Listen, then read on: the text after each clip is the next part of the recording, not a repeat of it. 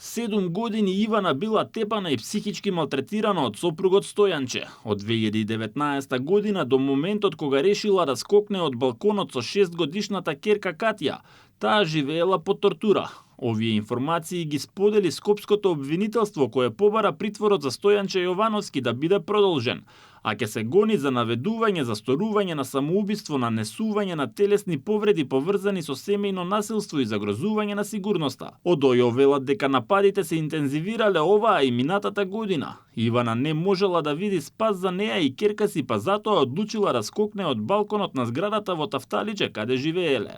Малтретирањето и тапањето го пријавиле до надлежните институции, очевидци и сведоци. Ваквото сурово и нечовечно постапување се интензивирало во периодот во 2025 и 2026 година, поради што сега починатата се нашла во безизлезна состојба и се одлучила на самоубиство. Го зела во раце детето и скокнала од балконот на 6-тиот кат од станот во кој што живееле. Двете паднале на бетонската подлога пред зградата и починале на лице место. Министерот Тошковски во гостување на Алфа појасни дека полицијата го имала уапсено Јовановски уште во декември и дека можеле да го задржат во законскиот предвиден рок од 24 часа. А за последната пријава Тошковски објасни дека по барање на Ивана, двајца полицајци се нашле со неа пред суд, неколку часа пред да изврши самоубиство.